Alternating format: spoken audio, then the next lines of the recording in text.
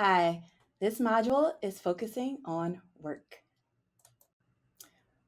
The main question for this module is, now that we've gotten to a point where we can see equal rights and access to paid work, why aren't women in particular as successful as men at work?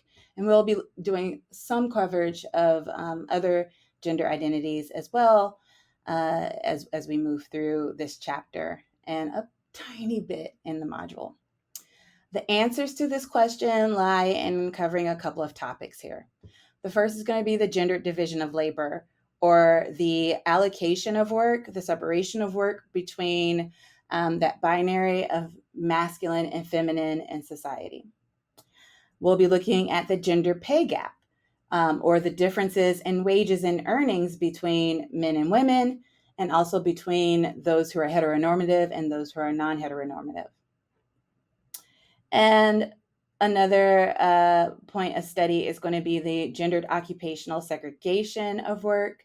And we're going to be looking at horizontal and vertical occupational segregation, the tendency for the type of work that one specializes in to have gendered patterns, and some other explanations like outright gender wage discrimination, glass ceilings, and other social obstructions. You'll recall that we started discussing work in the previous module where we talked about systems of care and care work and housework as well. This module is going to focus again on market work for the most part, although we're going to discuss some of the intersections and impacts that market work can have on expectations for care and housework and vice versa. Also, I want to encourage you to keep in mind that these spheres, the paid public market sphere and the unpaid private care sphere, overlap in many ways. And so, for example, not all housework and care work, of course, is done for free. And we can see that in the market that there's plenty of space available for paid housework and care work outside of one's home. That's the kicker there, right? And market work also isn't always paid as well, not directly, right? And this is particularly true for any family businesses and any work that's done to support market work occurring, right? And so sometimes these things overlap. But for the most part, most unpaid work occurs as housework and care work. So while I rarely test you on any statistics and trends, I do want you to understand how much women in particular contribute to the paid labor force globally, as well as in the United States. So I'm going to give you some stats. I can't help it. I'm an applied sociologist. And when it comes to labor and work, we have lots of statistics, lots of studies, and lots of data. So if we've got it, I'm going to give it to you. So as of 2022, about 48% of global participation among women in the workforce. In the US alone, this was about 57% of women working, which was up a bit since 2016. And if you look at just the women who are ages 25 to 54, their paid labor force participation rates in the United States are over 75%. Now, if you take all of the work that women do, paid labor and unpaid labor, you probably won't be surprised to find that women do more of the world's work than men. And considering both paid and unpaid work, women work on average 45 more minutes each day than men do. A month more per year over like 5 decades, that's 5.5 years more.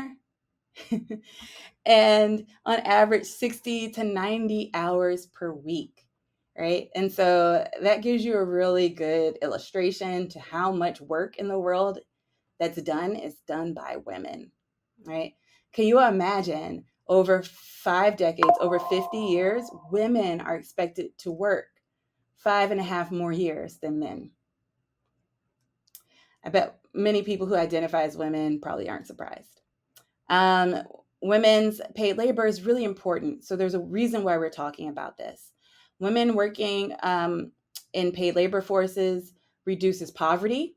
We could say that a lot of the gains that we've seen in decreasing extreme poverty has come from the work of women being allowed to enter the economic markets at greater numbers worldwide. Women also typically will pay will devote more of their income to family subsistence than men do. So women will give more of the pay that they earn to their family directly than men. And you can see this really clearly when we're looking at something called remittances, or the money that is sent home by migrant workers abroad. Women who are working abroad and have left a family in their home country will send a greater proportion of their paychecks home than their male counterparts. And so it's really good for the family when women are working. And then when it comes to women working, it's overall a form of women's empowerment if women want to work and under some conditions. Particularly, this is an area where we can't say 100% a form of women's empowerment, because it depends on whether women are allowed to have a say over how that money that they're bringing home is spent, and what their jobs look like, right? What's their quality of work? All right, I love a good map, and this map is showing you the ratio of female to male labor force participation rates in 2022. So here we're looking at these rates among population members who are age 15 and older. And you can see that in the areas with the lighter shades, kind of looking like a light green or yellow, that's where you're going to see the lower proportion of women in the paid labor force. And then the darker those colors get, the higher the proportion. So looking at this, what are you learning? What do you see? What are some trends? Look at, for example, North America, right? Look at South America and compare that to North America. You could also take a look at Africa and compare the North African area and the Middle East as well to the Sub-Saharan African area. Why do you think that there's such a difference in the rates in that area, in that continent, or in that continent and region? And then you can also take a look at Europe altogether and see if you see any like anything that's shocking there, really, or anything that is questionable. And then look at Asia as well, comparing Russia and China to Southeast Asia. What are the trends? What do you see, and are you surprised? Right. What's interesting is that also when it comes to work, women are more likely to have to suffer some of the issues regarding having stable access to work. So, for example, women are more likely to be unemployed than men are. And when there is a crisis, or when it's necessary to let people go, women are more likely to be let go than men. And we're going to talk about some of the reasons for why work is a bit more precarious for women. Women are more likely than men to work short hours, and it doesn't matter whether this is voluntary or against their choice, right? So also that means that there's going to be an overrepresentation of women when it comes to part-time work, again, whether it's voluntary or against their choice. So for my coverage of the module, I'm going to be focusing mostly on the gender pay gap, or the difference in wages or earnings between men and women in particular. The chapter also looks at some other areas as well, but this is going to be my main focus, because this area is an umbrella over many other different factors. Often in my intro to sociology class, I'll repeat that labor is key, and that it can be used to help us understand intentions and motivations in all sorts of different areas, even if we're talking about race. ethnicity, and exploitation. So with the gender pay gap, that gap ranges globally from a 70% gap to 90% gap between women's incomes and men's incomes in most places, right? There are places where that gap is lower, right? And there are places that are a bit closer to 90 than others. But most nations fall between 70 to 90%. And I'm going to introduce you now to the Global Gender Gap Report, which I actually have introduced you to before in passing, or have posted in a module previously. It's your best friend when it comes to doing any sort of research on gender, and especially in looking at gender gaps worldwide. So at this rate that we're going, we won't reach parity in wages until when? When do you think?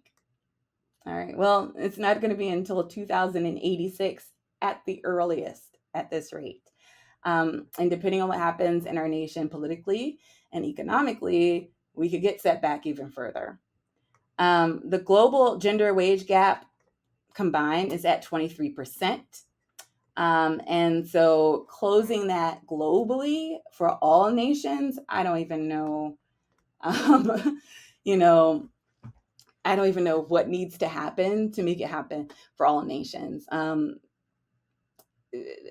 There's no single solution that we can use to resolve this for all nations. But what we can do is try to make gains and progress where we can. So when we look at the consequences of the gender gap, they're pretty big, okay? One of the things here is that women will have limited access to employment related to social protection, right? And so that means that when it comes to having, especially in a nation like ours, having health insurance, right? That's a type of social protection. Having life insurance, right? Or having a retirement account and plan. Women have traditionally been left behind in these areas because they have a gap in employment often, and also a gap in pay. If you're not getting paid, then you're not putting a lot of money away for these things, or you can't afford them altogether. Lower rates of wage and salaried employment, plus fewer hours, plus fewer years of insured employment, means that there's going to be less seniority premiums in your pay and benefit coverage as well. And so that means that you're not going to have all those raises built in if you are getting started at a lower rate, or if you're getting started later in the game, right? And that you also may not have the same payout when it comes to your benefits as well. So it's problematic is basically the story here. There are some consequences that come with the gender gap. Now, internationally, only 56% of economies in the Global Gender Gap Index, or in this report, have laws that mandate equal remuneration, right? And it's even worse than that because only about 20% of economies have like transparent ways to enforce those laws, like mechanisms in place to enforce it. And so, the story here is that despite us having all this pay equity mindedness, that gap, is very much real because it's really hard to enforce this, right? And it's really hard to determine in some ways, not in all ways, but to determine whether or not someone is a victim of a systemic form of discrimination, or if they are a victim of just, like an individual circumstance, whether their experience of this gap is because of a macro level force or a micro level force. I told you it'll keep coming back. So from here, we're going to go through some of the contributors to the gender pay gap, answering the question, why do women make less money than men? We're going to start with human capital approach, where we're going to be looking at things like socialization and social institutions and how they prepare men and women differently. We're going to look at occupational segregation And so we're going to be looking at hierarchies and occupations and access, and also spending quite a bit of time on the glass ceiling. And then we're going to look at outright gender discrimination. So things like, discrimination in expectations, discrimination in wages that is intentional, and sexism also. And then finally, we'll look at family responsibility with a focus on gender role expectations about women's work. So we're actually going to divide this and chunk it into different videos. This video is going to continue on to look at human capital and occupational segregation. The next video will focus on gender discrimination. And then we'll have one last video that looks at family responsibility. Because again, there's a lot of content for this, and I don't want to wear you out. So the human capital approach is coming to us from economics, and it refers to any attributes that a person has that contributes to their productivity. This can include their education, skills, their focus, all of these things, right? This is comparable to sociological concepts of cultural capital, right? That's looking at all of the knowledge and information that you've gained about arts and culture, the things you don't necessarily learn in the academic setting, but that can also still be used as a form of currency socially. Or social capital, right? And social capital is really looking at who you know. So again, something that you're not learning academically, but that you can pick up and use as a form of currency socially, again. And these are both concepts from Pierre Bourdieu. So you could actually say that cultural capital and social capital might be forms of human capital. So the idea here is that women get paid less because they are less skilled or less educated or less experienced workers than men typically are, which may not necessarily be untrue.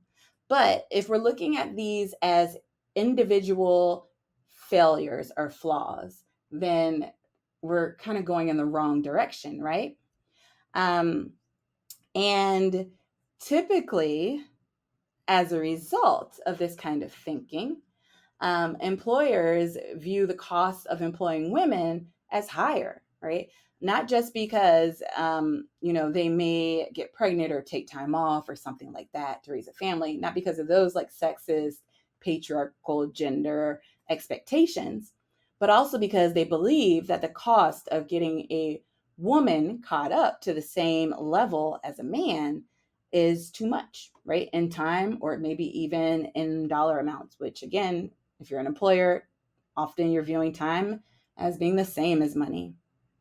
So going back to those explanations, right, where I said that there are explanations beyond the micro level, right, beyond the individual that would explain these patterns, right? And so some of these explanations are grounded in mentorship, shadowing, and socialization. So, starting with mentorship, one of the things that we notice is that typically one is mentored by individuals who are of a similar gender and background as they are. And for leadership positions in particular, if there are less women leaders that are available, then there's going to be less people to be mentored by. Also, the amount of comfort and openness that might occur in a mentorship between members of opposite sexes may be different as well. And that's where we get into kind of like the shadowing aspect, also, where these social interactions, right, that occur through spaces like mentoring or spaces like hanging out with coworkers or even going out on a smoke break or out to lunch, right, may exclude women often. And we usually refer to this as kind of like being a boys' club, where you see that often men will socialize with each other doing manly things and either not invite women because they assume that women wouldn't be interested, or they will do these things in particular during times where many women are busy because of those expectations for traditional, housework and things like that, or because of even the roles when it comes to childcare,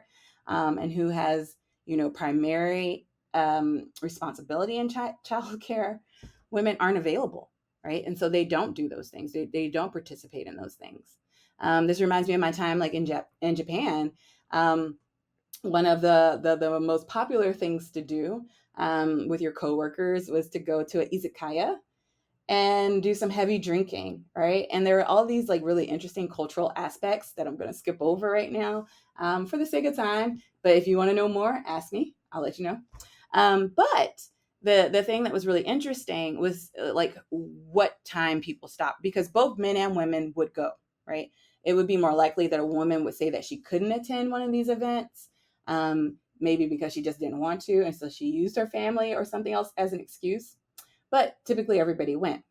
Women would be more likely to leave at an earlier time. Men would be more likely to stay and get drunk all night. And I mean like obscenely drunk. And that means that they are, again, spending more time together, growing closer, and in deeper interaction.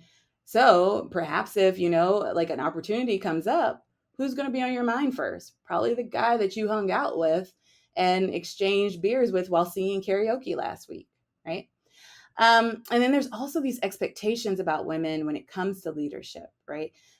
These ideas about women just not having been socialized to have the qualities that one expects from a leader or from, just a good worker. So some of this is, again, pretty complicated. Where there is some truth to it to some extent, that as a result of our socialization being different in all of the social institutions, that perhaps, those socially constructed, admirable qualities aren't the same for men and women, right? At the same rates. However, that's not because women don't have the capacity for those qualities, but more so it's a problem of socialization. And altogether, the idea that those qualities that are masculine in nature are the best qualities is a problem in and of itself. I think you'll agree, right? That being assertive and aggressive is the one size fits all solution to business, right? Maybe not.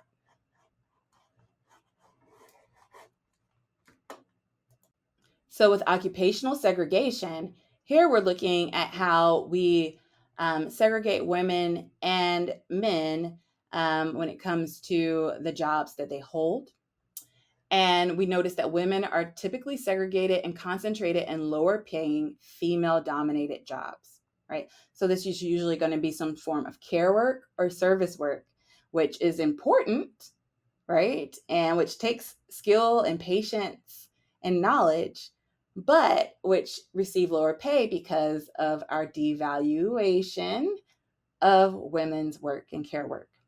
So, women and men typically work in different jobs and in different sectors, and men are expected to hold higher positions when working even in the same job category. And so we describe these two different types of segregation as horizontal and vertical. So horizontal occupation refers to the tendency for occupations mainly held by men to have substantially higher pay rates and statuses compared to those mainly held by women. So men are going to be more likely to be in core or salary positions, and women are going to be more likely to be in peripheral and less valued positions. And this continues as many societies continue to believe that men and women are suitable for different jobs. With vertical occupational segregation, this refers to how within an occupation, there is a hierarchy of jobs, and that women tend to be more highly represented in lower ranked, lower paying positions than men are within that same occupation. Okay, so how do we explain this occupational segregation? Well, one area of explanation is the glass ceiling. A glass ceiling is a obstruction that can be applied to many different intersectionalities. It's not just for gender, but also it comes into play when it comes to any other reason why someone might be marginalized. But with a glass ceiling, we'll see that there are various barriers that prevent, in this case, qualified women from advancing upward in their organizations into management power positions, right? And we're going to look at some of the differentiation when it comes to glass ceilings, because there's not a one size fits all, element for glass ceilings alone. As long as there's intersectionality with gender, it's not going to be as simple as men and women, right? And so, yeah. So again, with the glass ceiling, we're looking at an invisible barrier that blocks promotions of a qualified individual, again here, women, because of their gender. And it can also include other elements, right? So I want you to look at the images on this slide. And as I'm describing each of these other structures that fall under glass ceilings, see if you can figure out which image goes with which structure, okay?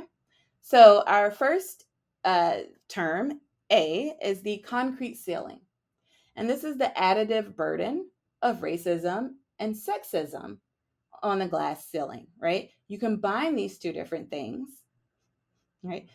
And how does that impact the glass ceiling? Some say that it makes it into more of a concrete barrier, right? Because glass you can break. Right? And so with glass, you'll see that there are exceptions to the rule. But with concrete, it's going to be really hard, even harder to break through. You can break concrete too. It's going to take a lot more force, right? We also have this term, the glass closet. And you've probably heard of glass ceilings. You may have even heard of a concrete ceiling. Glass closet may be a newer one for you. And this is an invisible space in which sexual minorities hide their identities, right? And this is usually done even if they are out in their regular day-to-day lives in the workplace. They will typically hide their identities or orientation as a way of avoiding censorship, right? Harassment or discrimination. Now, the closet is being used here instead of the ceiling because, to some extent, whether you want to or not, being a different question, it can be a bit more accessible to hide one's sexual identity and sexuality, right? Nobody could possibly, pinpoint you just based on something simple like your everyday appearance if you are making yourself appear heteronormative. Now, typically in society, people will find some way to gender you, whether you allow the gendering to happen or not. And they work really hard to do so. And even though they may not always be right, um, there's a lot of like interpretation and what's the word I'm looking for? Like hypothesis inference, I think, that's being made based on like phenotype when it comes to gender. Now, C, the glass cliff, is where I think this one's really interesting, is where women may be brought into a leadership position, but at a precarious point, right? And so women coming in and holding positions that haven't been held by women before are kind of told to be cautious with the glass cliff because there's a chance that this organization is willing to take a chance on a woman, right? Rather than bringing a man in and damaging their reputation. So it's kind of like that boys club kind of thing. Like we're looking out for each other. Let's bring in someone different. Let's bring in someone that's an outsider. And then they're going to be more open-minded about bringing in a woman, right? And so what that means for a woman is that on one end, if they're coming in at a precarious point, that there's going to be a heightened risk for them to fail. On the other end, if they're coming in and they do a great job and they like rescue this entity or whatever, they pull them through, they may be awarded with more risky projects, right? And so always constantly being in this precarious, risky position. For me, when I see this, I immediately think of the television show Scandal with Kerry Washington. Have you ever seen it? She's a fixer, right? She's brought in to fix situations that no one else can fix. And eventually, this sets you up for failure. If you're only taking on the riskiest cases, eventually you will not succeed, right? Um, and so, guess what happens once you fail? Does anybody look back at all those successes that you previously had? Maybe, right? But usually those failures are going to be blaring, and then they're going to find a way to link that to your marginalized identity. With a glass escalator, this is another that might be more familiar than B and C. D, glass escalator, is the advantage that men experience in occupations that are dominated by women. So even in occupations where women have the greater like representation, men move up into leadership positions more quickly. So this would be an example of that vertical occupational segregation. Right? So yeah, these are problematic, right? As you can see. So which ones were you able to guess and figure out which is which, right? Hopefully you'll see that A, the concrete ceiling, is going to be in the top right corner. That B, the glass closet, is down in the bottom right corner. And that C, the glass cliff, is in the top left corner, while D, the glass escalator, is represented in the bottom left corner, right? So you might see something like this again in the future. So when we're looking at the glass ceiling in general, we're looking at three main explanations for its existence. The first is going to be gender stereotypes. The second is going to be organizational practices, like these ahistorical, self-perpetuating artifacts that are embedded in the hiring system. And then the third is going to be focusing on women's responsibilities to home and family, both real responsibilities and perceived responsibilities, and how they prevent upward mobility in an organization. So when we're looking at the glass ceiling and gender stereotypes, let me give you a question. When you think of a leader, right, what are the qualities that you imagine, right? And so think of those qualities, right? And then think about whether those qualities are masculine or feminine, right? So there are different ways of explaining this. One is that there's a belief that there's an incompatibility between female gender roles and leadership roles, right? And these stereotypes suggest that women won't be suited for managerial positions. Typically, this is viewed as, masculine qualities that are aligned with leadership being more agency based, like being assertive, I mentioned before, being controlling, dominant, and confident, right? And that typically, when we think of women's gender roles, we think of them being more communal, right? And so not being in leadership, but being within a community, right? And being more helpful, more nurturing, more gentle, and more kind. And spoiler, this is definitely something that shows up when we look at women in academia. I rarely hear from male colleagues, and yes, I've asked, and yes, we've discussed it. I have male colleague friends. Even one of my best friends is a dude. And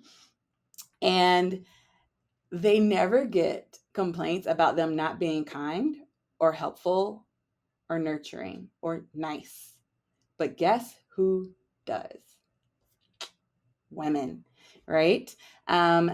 One of some of the complaints that women receive in looking at student evaluations, at peer evaluations, our own colleagues, are often a bit sexist in nature, whether it's implicit or explicit bias, right? Male professors, just like they're not typically referred to as Mr., right? They are rarely referred to as nurturing or gentle or kind or valued for those things, right? And those expectations, they're really frustrating, and they can have real consequences for people. So there's lots of research that looks at that. It's not fair, right? One more little side anecdote. Once over a decade ago, when I was interviewing for a position, and I was asked a question about like being a woman who teaches, right? This was like between two women. This was not an interview question, right? But it was just a part of us like having lunch, and we were just comparing kind of like stories. And so one female professor woman professor mentioned that she had to stop using red ink to grade because students complained that it made her seem more harsh, or the feedback from her seemed more harsh. And then we actually found research that said the same thing, that when women professors use red, it's viewed more harshly than when men professors use red ink. So come on. Like these are things that actually don't matter, right?